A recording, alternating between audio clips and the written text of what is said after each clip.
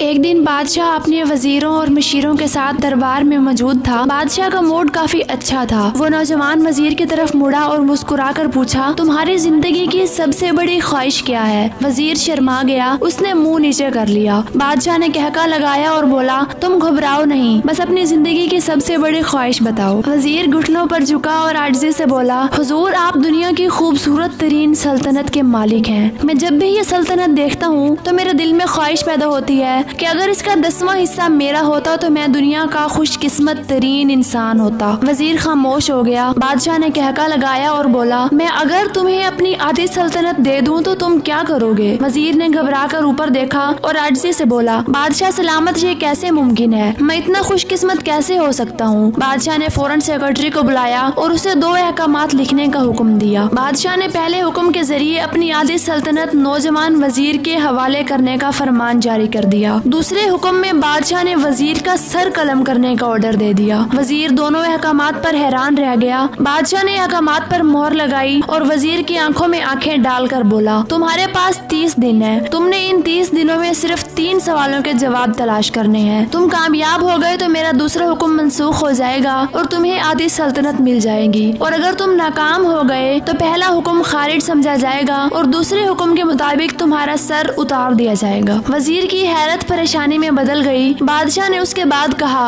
मेरे 3 सवाल लिख लो। वजीर ने लिखना शुरू किया। बादशाह ने कहा, इंसान की जिंदगी की सबसे बड़ी सच्चाई क्या है? वो रुका और बोला, दूसरा सवाल, इंसान की जिंदगी का सबसे बड़ा धोखा क्या है? वो रुका और फिर बोला, तीसरा सवाल, इंसान की जिंदगी की सबसे बड़ी कमजोरी क्या है? बादशाह ने उसके बाद नकारे पर चोट लगवाई और बाआवाज बुलंद कहा, तुम्हारा वक्त शुरू होता है। वजीर ने दोनों परवाने उठाए और दरबार से दौड़ लगा दी। उसने उस शाम मुल्क भर के दानिश्वर, अदीब, मुफक्किर और ज़हीन लोग जमा किए और सवाल उनके सामने रख दिए। मुल्क भर के दानिश्वर सारी रात बहस करते रहे, लेकिन वो पहले सवाल पर ही कोई राय कायम ना कर सके। वजीर ने दूसरे दिन दानिश्वर बढ़ा दिए, लेकिन नतीजा वही निकला। वो आने वाले दिनों में लोग बढ़ाता रहा, मगर उसे कोई तसल्ली बख्श जवाब ना मिल सका। यहाँ तक कि वो मायूस होकर दारुल हुकूमत से बाहर निकल गया। वो सवाल उठाकर पूरे मुल्क में फिरा, मगर उसे कोई तसल्ली बख्श जवाब ना मिल सका। वो मारा मारा फिरता रहा, शहर शहर, गांव गांव की खाक छानता रहा। शाही लिबास फट गया, पगड़ी ढीली होकर गर्दन में लटक गई, जूते फट गए और पाँव में छाले पड़ गए। यहाँ तक कि शर्त का आखिरी दिन आ गया। अगले दिन उसने दरबार में पेश होना था। वजीर को यकीन था ये उसकी जिंदगी का आखिरी दिन है। कल उसकी गर्दन काट दी जाएगी और जिस्म शहर के मरकजी पुल पर लटका दिया जाएगा। वो मायूसी के आलम में दारुल हुकूमत की कच्ची आबादी में गया। आबादी के सिरे पर एक फकीर की झोंपड़ी थी। वो गिरता पड़ता उस कुटिया तक पहुंच गया। फकीर सूखी रोटी पानी में डुबोकर खा रहा था, साथ ही दूध का प्याला पड़ा था और फकीर का कुत्ता दूध पी रहा था। फकीर ने वजीर की हालत देखी, कहका लगाया और बोला, जनाबे आली, आप सही जगह पहुँचे हैं। आपके 3 सवालों के जवाब मेरे पास हैं। वजीर ने हैरत से उसकी तरफ देखा और पूछा,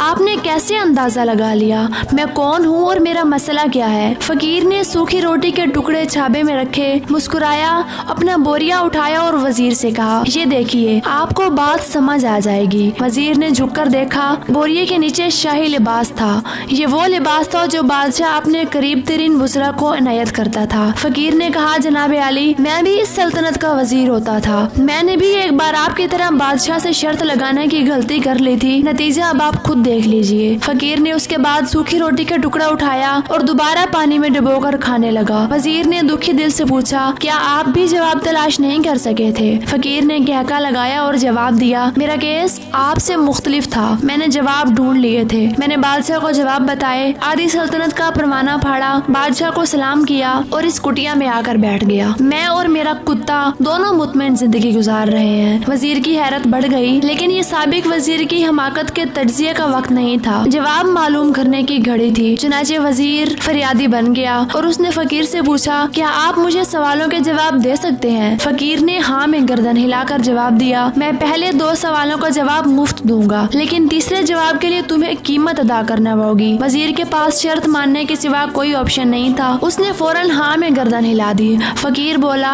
दुनिया की सबसे बड़ी सच्चाई मौत है। इंसान कोई भी हो, कुछ भी हो, वो इस सच्चाई से नहीं बच सकता। वो रुका और बोला, इंसान की जिंदगी का सबसे बड़ा धोखा जिंदगी है। हम में से हर शख्स जिंदगी को दायमी समझकर इसके धोखे में आ जाता है। फकीर के दोनों जवाब नाकाबिले तरदीद थे। वजीर सरशार हो गया। उसने अब तीसरे जवाब के लिए फकीर से शर्त पूछी। फकीर ने क्या लगाया। कुत्ते के सामने से दूध का प्याला उठाया, वजीर के हाथ में दिया और कहा, मैं आपको तीसरे सवाल का जवाब उस वक्त तक नहीं दूंगा जब तक आप ये दूध नहीं पीते। वजीर के माथे पर पसीना आ गया। उसने नफरत से प्याला जमीन पर रख दिया। वह किसी कीमत पर कुत्ते का बचा हुआ दूध नहीं पीना चाहता था। फकीर ने कंधे उचकाए और कहा, ठीक है, तुम्हारे पास अब दो रास्ते हैं। तुम इनकार कर दो और शाही जलाद कल तुम्हारा सर उतार दे, या फिर तुम ये दूध पियो और तुम्हारी जान भी बच जाए। तुम आधी सल्तनत के मालिक भी बन जाओ। फैसला बहरहाल तुमने करना है। वजीर मुश्किल में फंस गया। एक तरफ जिंदगी और आधी सल्तनत थी और दूसरी तरफ कुत्ते का बचा हुआ दूध था। वो सोचता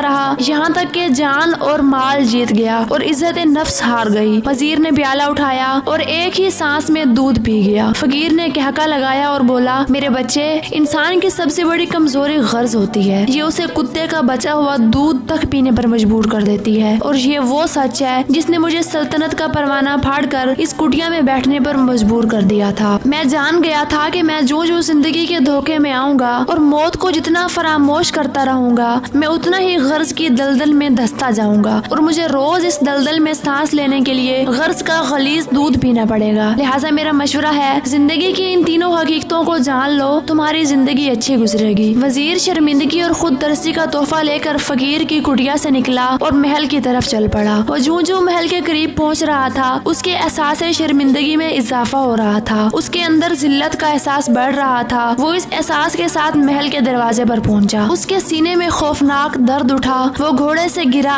लंबी हिचकी ली और उसकी रूह परवाज कर गई। दोस्तों, हमें किसी दिन किसी ठंडी जगह पर बैठकर जिंदगी के इन बुनियादी सवालों पर जरूर गौर करना चाहिए। हमें ये सोचना चाहिए, हम लोग कहीं जिंदगी के धोखे में आकर गर्ज के पीछे तो नहीं भाग रहे। हम लोग कहीं मौत को फरामोश तो नहीं कर बैठे। हम कहीं इस कहानी के वजीर तो नहीं बन गए। मुझे यकीन है, हम लोगों ने जिस दिन ये सोच लिया, उस दिन हम गर्ज के इन गलीज प्यालों से बालातर हो जाएंगे। उम्मीद है आपको आज की ये वीडियो पसंद आई होगी। अगर वीडियो पसंद आई है तो वीडियो को लाइक करें, और चैनल को सब्सक्राइब नहीं किया तो चैनल को भी सब्सक्राइब करें। शुक्रिया।